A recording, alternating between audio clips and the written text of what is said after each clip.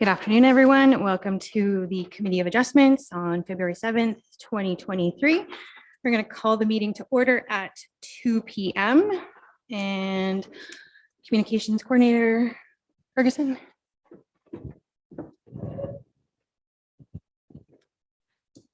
Thank you. Before I begin, if you get disconnected, you can dial in at 1-647-558-0588 and enter meeting ID 871-5038-0700.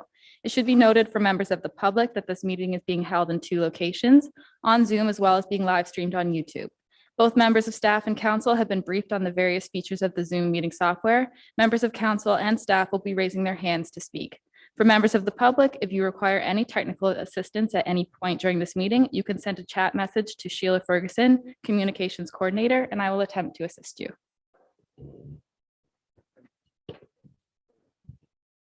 Thank you. Seeing as this is our first meeting with the new committee, we need to appoint a chair and co-chair. So at this time, I'm going to ask, are there any nominations for chair? Member Noon? I nominate Deputy Mayor Tom Hutchinson for chair. Okay. Any other nominations?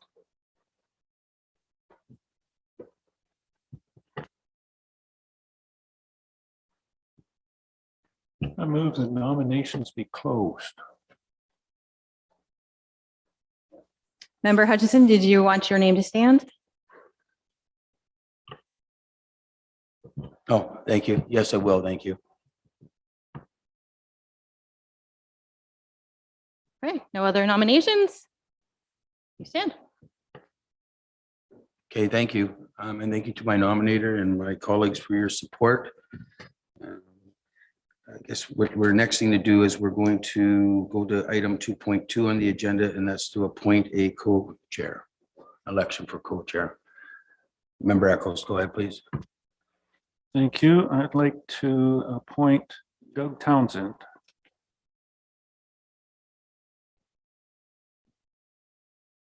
No, I'd like to appoint you. No, nominate. Thank you. Okay, is there any other nominations for vice chair?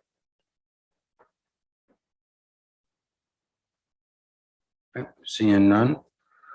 Over here, okay, Member Townsend, will you stand as vice chair? Yes, I will. Thank you. And that would close that. Now I'll get the recommendation. Oh, sorry, go ahead. I just questioned the term co-chair versus vice chair. Should it not be vice chair rather than co-chair? Because co-chair means you're doing it together. I do like your capture of that, and I believe it would be vice chair, but I will look over to the clerk for that. Yeah, so we can correct that one. And actually what we'll do is we'll call the recommendation now, and then we'll call the vote on it, and then we can have that corrected. Through you, Chair Hutchinson, there's no need for a vote at this time, given that there was only one nomination received. So in the absence of a second nomination, no vote would be required. Thank you. So we can capture that as vice chair though for co-chair. Okay, corrections done. Okay, thank you very much. Item number 3, we're going to move on to the purpose of the meeting. If I get Ms. Mulligan to please provide your comments, please. Thank you, and through you, Chair Hutchinson. The purpose of the Committee of Adjustment meeting is to allow the presentation of applicants for minor variances and applications for consent to sever, and to allow interested members of the public the opportunity to ask questions or offer comments with regard to the applications. A public registry is available for each application by email at sferguson@westgray.com. And if any member of the public would like to be notified in writing of the decision on one of the applications, they are to provide their name and mailing address by email or via the meeting chat function for the corresponding registry. This will also entitle one to be advised of a possible Ontario Land Tribunal hearing in the event the decision of the application is appealed. Thank you. That will take us to item number 4 on today's agenda, and that's disclosure of pecuniary interest and general nature thereof. The members of the committee, this is your opportunity to disclose any, and if one should arise during the meeting, of course, you can raise it at that time. So seeing none, I'm going to move on to item number 5, and that's the approval of the minutes. 5.1 is the October 3rd, 2022 Committee of Adjustments. And if I can get a recommendation read for that, then I'll be looking for a mover and a seconder, please. The recommendation is that the Committee of Adjustment hereby approves the minutes of October 3rd, 2022 as presented. Thank you. Could I get a mover, please? Doug, your mic's on, by the way. Moved by Member Hutchinson, and could I get a seconder, please? Member, pardon me? No, it'll be seconded by Member Eccles. Comments or questions from committee members? Seeing none, we'll call the vote. All those in favor, if you can just raise your hand, please. I see all members are in favor. There's none opposed. That motion is carried. We'll move us on to item number 6 on the agenda, and that's consent to sever application number B 16-2022-304586 South Line. 6.1 is Planner Spencer's report. If I can get Planner Spencer to please read her report for the consent to sever B 16-2022. And if you could include any written comments you may have received for this item. Planner Spencer, please. Yes, thank you. And through you, Mr. Chair. So the recommendation from this report is that in consideration of staff report B 16-2022 McIntyre Kenneth, that the Committee of Adjustment grants provisional consent subject to the following conditions: the payment of any outstanding municipal taxes, the payment of an entrance permit application fee, the receipt of an entrance permit for the newly created parcel, the payment of the zoning bylaw amendment application fee, receipt of a zoning bylaw amendment, and finally, the payment of the $500 parkland dedication fee. The purpose of this application is to sever approximately 11.0 hectares of rural land and retain approximately 67.5 hectares of rural land, the effect of which will create 2 separate rural parcels. Comments have been received from the County of Grey, the Saugeen Valley Conservation Authority, Saugeen Ojibwe Nation, and Bridge Gas and Hydro One. In essence, the comments are, for the most part, majority supporting the application. The County of Grey does have some concerns with subject to the application and previous applications that have occurred on the original municipal survey on the property, the Crown survey, essentially. Planning staff have written the report, which you've had before you, which do differ from their comments somewhat in the sense that these are 2 parcels that have merged together through multiple different lot creations in the past. There is no opportunity for the proposed severance to occur, as the county has indicated, on the westerly parcel, as it is contained in mostly hazard and significant woodlands, which are based on the SVCA comments that have been provided as well under separate cover. Those comments can be provided to the public in a different manner as committee sees forward. Staff are suggesting this application is sufficient to proceed with the MDS1 calculations in addition to the information provided, on the basis that that portion on the westerly side will be denoted as no development under the essence of being a holding provision, that there will need to be hydrogeologic and other studies completed as part of an environmental impact study process if a future development application were to come forward in future. At this point in time, planning staff have no further concerns with respect to the application. However, that being said, there were comments in support of the application provided by neighboring land owner who is supporting the application at this point in time. No further comments have been provided in objection or support of the application that have not been presented to the committee at this point in time. I'm happy to answer and clarify further as required. Thank you. Okay, thank you, Planner Spencer. That'll move us to 6.2 on today's agenda, and that's verbal comments. There's 2 parts to this portion of the meeting. One is the committee members' comments, and when we've completed that, then we will turn it to the public for any input or comments the public may have. And after that, we'll go to our decision process. So item 6.2.1 is committee members. So this is your opportunity to ask any questions or provide any comments you may have. So I'll be looking for any comments or questions on this one. Committee members? And I do see Member Hutchinson. Go ahead, please. Just a question under the Conservation Authority report. They mentioned that the permission for development of or alteration, they're talking about the driveway for a proposed dwelling, that it's in the Saugeen Valley Conservation Authority regulated area. And then they're saying that that they may need a permit for this to happen. Is that still the case, or are we okay with where the building envelope is? Just curious about that. Planner Spencer? Yes, through you, Mr. Chair. So they absolutely still need to comply with the Saugeen Valley Conservation Authority requirements with respect to either a written letter of authorization that they do not require a permit in their regard. But as you can see through the mapping and the SBZ comments that were provided to committee, that there's absolutely a swath of area on that south end of the property that would need at least their review in terms of where that actual driveway location will occur, in addition to where the building envelope has been identified by them.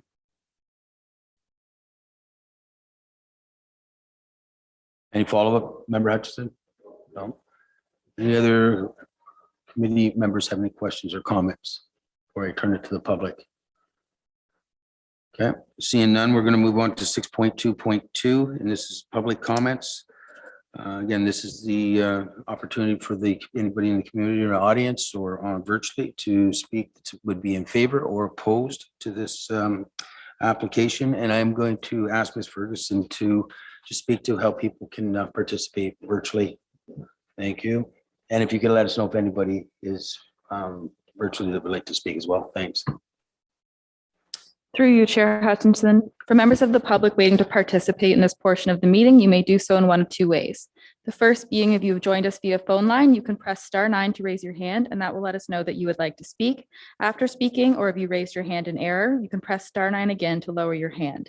If you have joined us using the Zoom meeting software, you can either send a chat to Sheila Ferguson, Communications Coordinator, either stating that you would like to speak or that you would like your message read on your behalf for the record.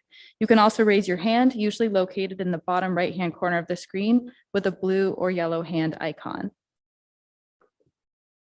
And at this time, Chair Hutchinson, I'm not seeing any members of the public wishing to speak. Thank you.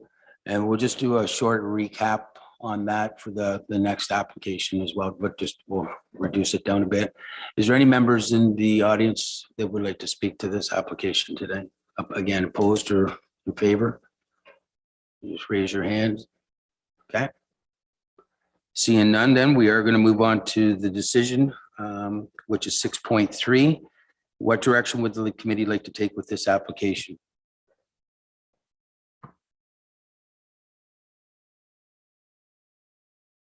Member Eccles, go ahead, please.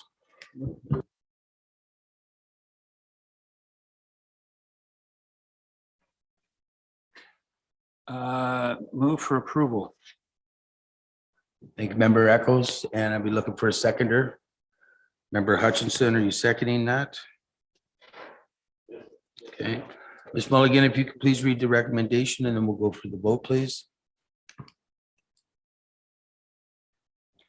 The recommendation is that in consideration of staff report B16 .2022 McIntyre Kenneth, the Committee of Adjustment grants provisional consent subject to the following conditions: payment of any outstanding municipal taxes, payment of an entrance permit application fee, receipt of an entrance permit for the newly created parcel, payment of the zoning bylaw amendment application fee, receipt of a zoning bylaw amendment, and payment of the $500 parkland dedication fee.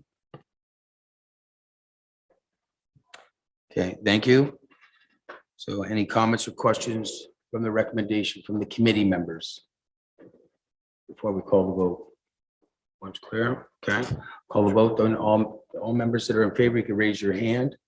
I see all members are in favor. There is none opposed. That motion is carried. We're going to go to item 6.4, and I'm going to call Planner Spencer just to provide what the next steps would be, please.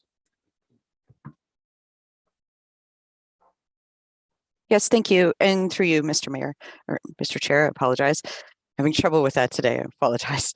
So the next steps would be that from the date of provisional consent being granted by the Committee of Adjustment, notice will be provided by the Planning Department to notify that 20-day appeal period starts and ends on or before the date of decision. Once that appeal period has ended, the applicant will be notified. They have 12 months to satisfy the conditions of consent as outlined in the recommendations.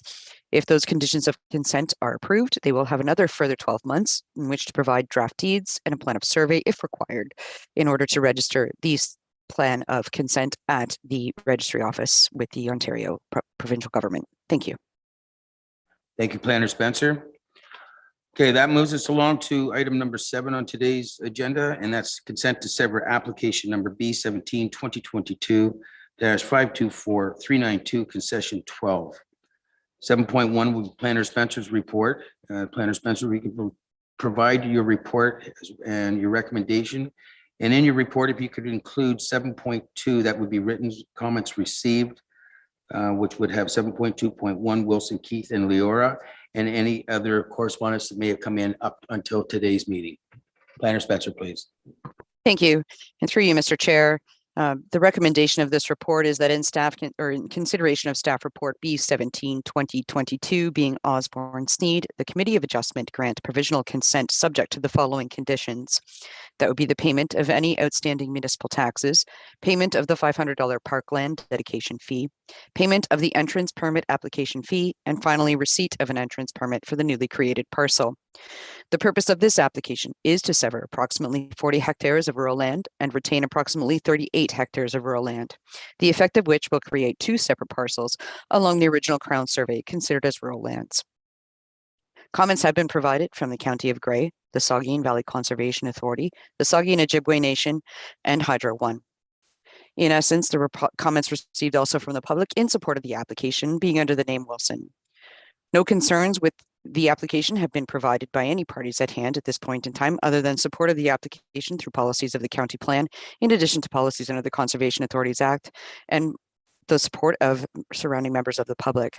Staff have no further concerns with the application and recommend approval as provided at this point in time. No further comments have been received, but I'm happy to elaborate further as committee desires. Thank you. Thank you, Planner Spencer. Again, another detailed report before us. 7.3 today on the agenda, and 7.3.1 is committee members. And again, this is our opportunity as committee members to ask any questions or make any comments on the application. Is there any committee members? Yes, Member Eccles, go ahead, please. Thank you, Mr. Chair, and through you to municipal planner. So severing this down the property line, 40 hectares to the west, and the 38 left to the east. But the 38 to the east already has a couple of severances off of that. There, through the county official plan, there would be no more severances allowed on that 38 hectare parcel that's left. But possibly by splitting this, there'd be possibility of having severances on the 40 hectares to the west. Would I be right in assuming that? Planner And Spencer? if I may, thank you, through you, Mr. Chair. So the difference between this particular piece of property is that it's not designated as prime agricultural land. In the point that if it was, the only way for this property to be severed back into the original 2 Crown surveys would be to have each lot being 40 hectares in size, approximately 100 acres each. The rural designation under the County of Grey official plan, which is the only official plan that applies here, there is the opportunity under the rural designation, subject to many other factors, to have as many as 3 lots with 1 retained on each 100-acre original Crown survey parcel. So there is opportunity for further severance, subject to multitude of other conditions. It's not a given, but there is a possibility. Minimum distance separation would certainly be a requirement, in addition to the ability to have sufficient road frontage and many other factors related to what the topography of the land looks like. So there is potential for further severance here, but this is not a result of this particular application making it more significant or reducing it in any way, shape, or form. Thank you. Follow up? No, good. Any comments from any of the committee members before I turn it to the public? Okay. No. All right. Well, we're going to come. Sorry about that. We are going to go to 7.4, or I'm sorry, 7.3.2. Members of the public, this is your opportunity to speak to the application again in favor or oppose. And first, I will check if there's anybody in the audience that would like to speak to this application. Seeing none, and I will ask you to just give a quick brief on how members of the public virtually could participate. Thank you. Thank you, Chair Hutchinson. For members of the public waiting to participate in this portion of the meeting, you may do so in one of two ways. The first being if you joined us via phone line, you can press *9 to raise your hand, and that will let us know that you would like to speak. If you have joined us using the Zoom meeting software, you can raise your hand as well using the blue or yellow hand icon. And at this time, Chair Hutchinson, I don't see any members of the public wishing to speak. Okay, thank you very much. And just for clarity, why we continue to go back to that same statement is some people will possibly join after we've completed the first one. So to give them an opportunity, I want to make sure that we're totally transparent, do allow everybody the opportunity to speak to an application. So just in case they've joined late. So you will hear that a few times when you're sitting in committee of adjustment meetings. So that completes that. And again, I'm going to check with the public. Nobody would like to speak in favor, opposed, or to this application at all. Okay.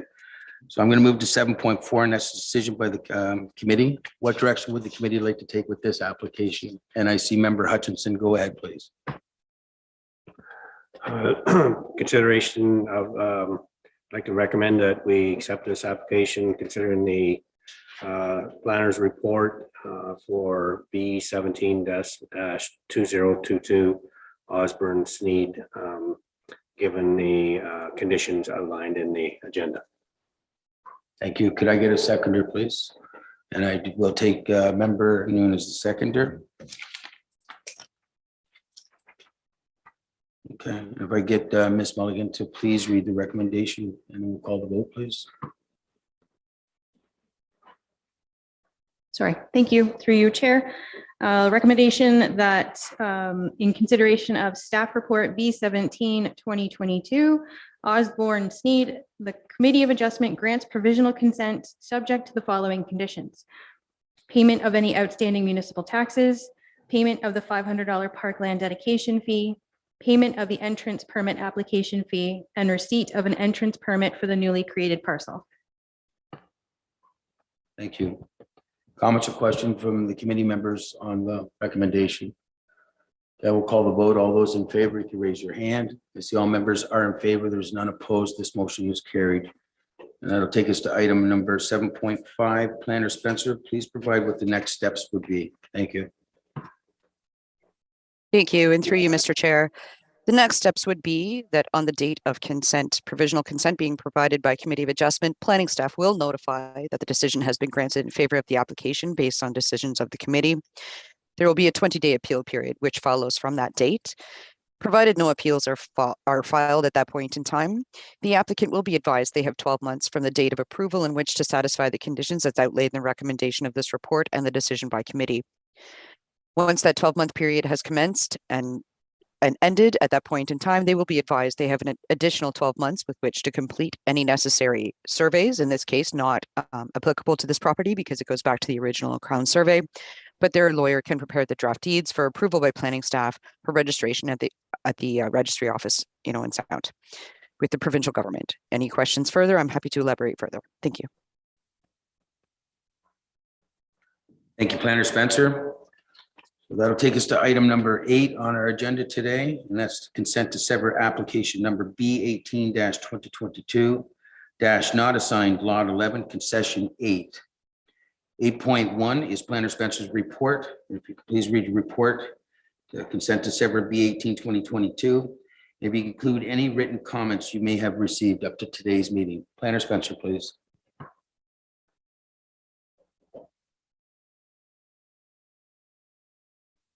Yes, and thank you, through you, Mr. Chair. The recommendation from planning staff is that in consideration of staff report B18-2022 being Hill, that the Committee of Adjustment grant provisional consent subject to the following conditions. That would be the payment of any outstanding municipal taxes, payment of the $500 parkland dedication fee, payment of a zoning bylaw amendment application fee, and receipt of a zoning bylaw amendment. And finally, that the severed lands merge with the adjacent lands to the west. The purpose of this application is to sever approximately 0.33 hectares of agricultural land and retain approximately 36.1 hectares of agricultural land, the effect of which will create a newly enlarged parcel to the west to be approximately 3.6 hectares in size and retain an agricultural parcel approximately 36.1 hectares in size. The lot addition will adjust the boundary to the westerly parcel to accommodate a driveway currently installed on the adjacent lands. Planning staff have received comments from the County of Grey, the Saugeen Valley Conservation Authority, and Enbridge Gas. At this point in time, no concerns have been provided with respect to the application. A note for committee to consider at this point in time is that the driveway has currently been installed. There was an entrance permit issued at the time of installation by the contractor. Unfortunately, the driveway was installed on the adjacent landowner's property. In the absence of filing for a new entrance permit and relocating the driveway, the applicant has determined through their agent that they would prefer at this point in time to move forward with this lot addition to accommodate the existing driveway that exists at this point in time. Planning staff have no further concerns in this regard, subject to the point that the application will need to be merged with the land adjacent. The request for a zoning bylaw amendment is through our zoning bylaw. Unfortunately, at this point in time, it needs to be recognized that both lots will have deficient lot area and frontage and need to be recognized as a result. That decision will be at the will of the committee at this point in time, and I'm happy to answer any questions further at this point. Thank you.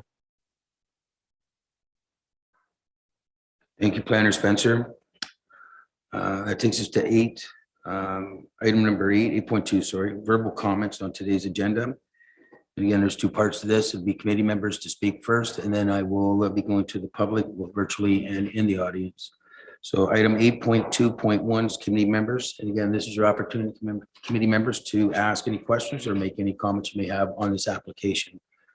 And I will be going down to Member Hutchinson first. Go ahead, please. Oh, my mic's still on, sorry. I just noticed, and I think I'm just looking at what report, it's a staff report. So I believe it mentions towards the end that each lot will be required to apply for an entrance permit. You mentioned that, and it also mentions that a permit from the Saugeen Valley Conservation Authority may also be required. So does that already happen, or does that still have to happen in terms of the Conservation Authority? Planner Spencer. Yes, thank you, through Mr. Chair. So the entrance permit for this particular parcel in question where the lot addition occurs is a requirement. It has been completed through this application at hand. To the best of understanding, that entrance permit is valid. Unfortunately, during the contractor installation, they failed to install the driveway in the correct location as per the entrance permit. The property that is providing the lot addition at this point in time, which is subject lands in terms of the Planning Act, when they go forward to have an entrance permit for themselves to enter access to their currently vacant property, they will need to go through the same process. Not so much for a lot addition, but they will need to talk to the Saugeen Valley Conservation Authority and obtain an entrance permit for their own parcel in this regard. Follow up, Member Hutchinson? No. Any comments or questions from the committee members before we turn to the public? Oh, Member Eccles, go ahead, sir. Thank you. The large portion of this property is farm. Would they need a residential entrance onto that property? It is basically the remnant parcel, or would they just need a farm entrance? Seeing as it, by the diagrams and whatnot, is a farm property. Planner Spencer. If I may, through you, Mr. Chair.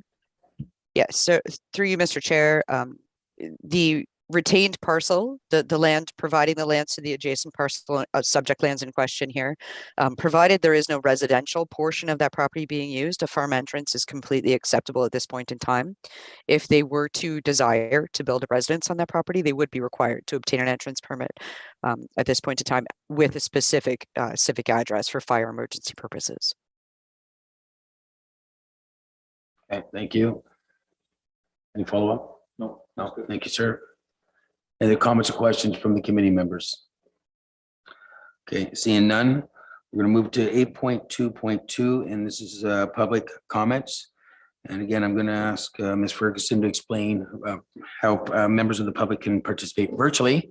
And if you could let us know if anybody would like to speak before we turn it to the public that is in attendance today. Thank you. Through you, Chair Hutchinson. For members of the public waiting to participate, if you have joined us via phone line, you can press *9 to raise your hand, and that will let us know that you would like to speak. If you have joined us using the Zoom meeting software, you can also raise your hand using the blue or yellow hand icon. And at this time, Chair Hutchinson, I don't see any members of the public wishing to speak. Okay, thank you. Okay, so we're going to turn this part of the meeting over to the audience now. And I see you would like to certainly speak. I've seen your hand there before, but if you could take the podium and if you can just push the gray button, I will ask you to state your name for the record, please, as well. And the mic will be yours once we get you set up. And if you need help, just let us know. We can certainly assist you with that.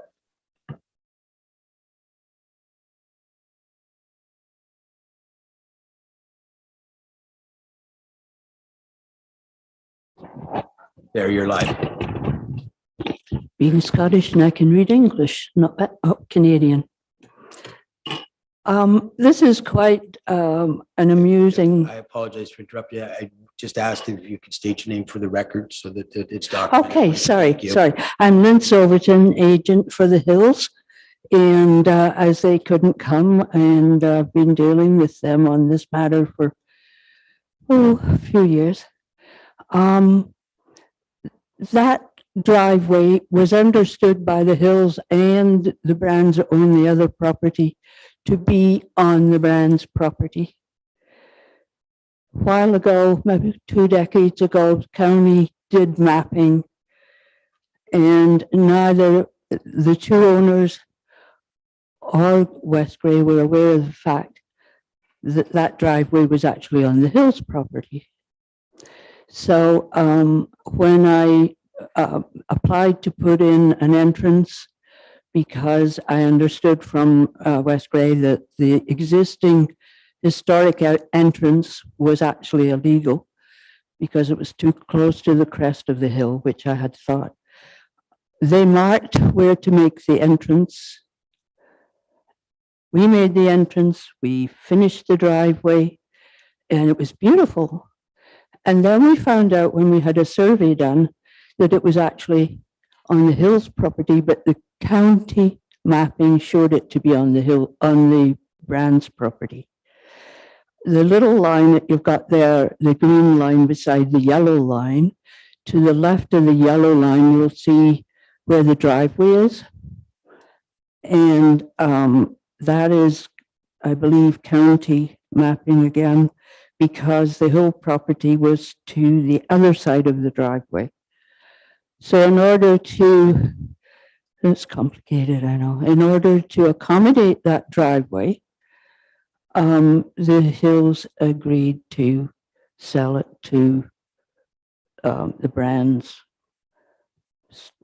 Basically, it was a comedy of errors, nobody's fault. There is an entrance applied for.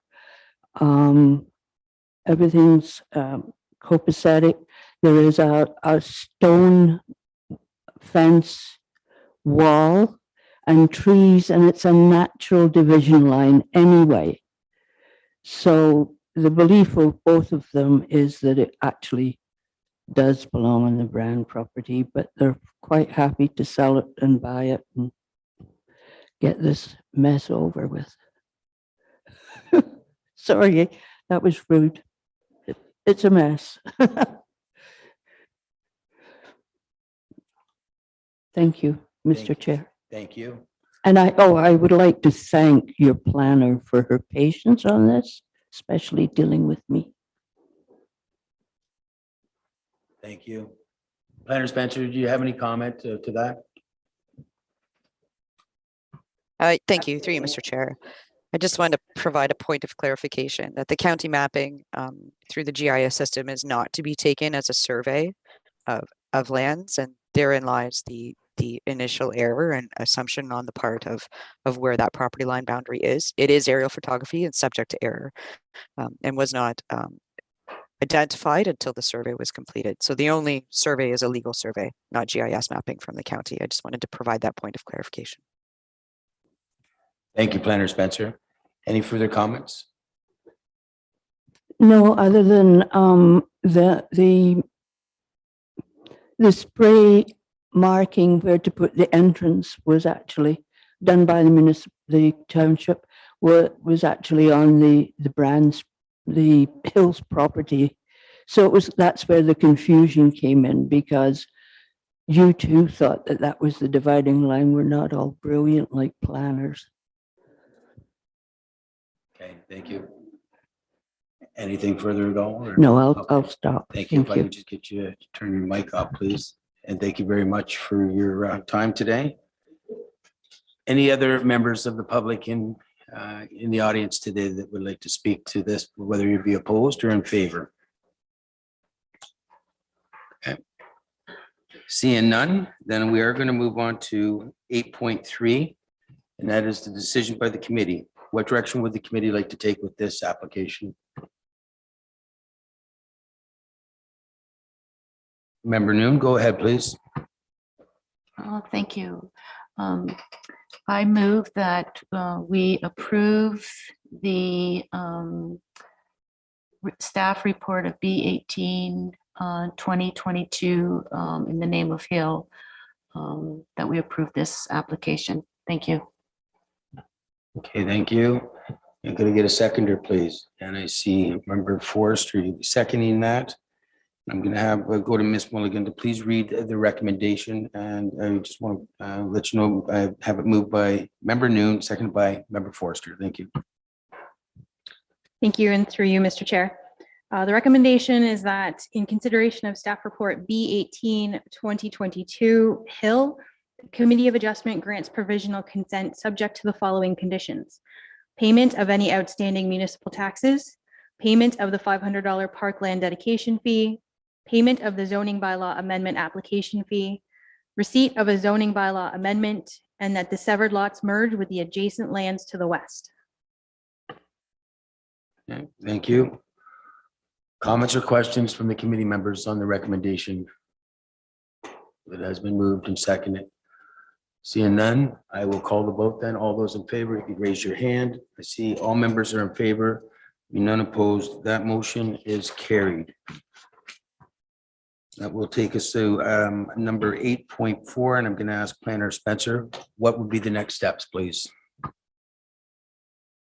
Thank you, and through you, Mr. Chair. So provided the provisional consent has been granted, as it has today by Committee of Adjustment, notification will be provided by the Planning Department, from which will start the 20-day appeal period, wherein the applicant will notify and all surrounding landowners and commenting agencies will have the opportunity to appeal the application. Failing the receipt of any applications at the end of the 20-day appeal period, the applicant will be notified that the 20-day appeal period has lapsed. In essence, they will be required in the next 12 months to pay any outstanding municipal taxes, pay the $500 parkland dedication fee, payment of the zoning bylaw amendment application fee, payment and receipt of the zoning bylaw amendment, and finally, a condition through the draft deed from their lawyer will be that the severed lands merge with the adjacent lands. There'll be 12 months in which they can complete that from the date of decision, which would be today. Following that, they will have an additional 12 months in which they will have to have a draft survey to identify those lands as part on a plan, in addition to the draft deed that will ensure the severed lands merge with the adjacent lands. Following that, and provided that there is everything satisfactory to that regard, staff will be able to stamp the deeds and recommend that this application is provided to the Ontario Land Registry Office for registration. Thank you. Okay, thank you. Well, that takes us to item number 9 on today's agenda, and that is the next meeting, and that is scheduled for March the 7th, 2023 at 2 p.m. And again, that will be held in the chambers here or virtually. And item number 10 on the agenda, we got to repeat that. I'd be looking for a motion to adjourn, please. And I see Member Townsend moving that and seconded by Member Hutchinson. Ms. Mulligan, could you read the recommendation, please? Thank you, and through you, Mr. Chair. The recommendation is that the Committee of Adjustments hereby adjourns this meeting at 2:39 p.m. Thank you. Comments or questions on that? Highly unlikely. So I will call the vote. All those in favor to adjourn? See, all members are in favor. There is none opposed. We stand adjourned. That motion's carried.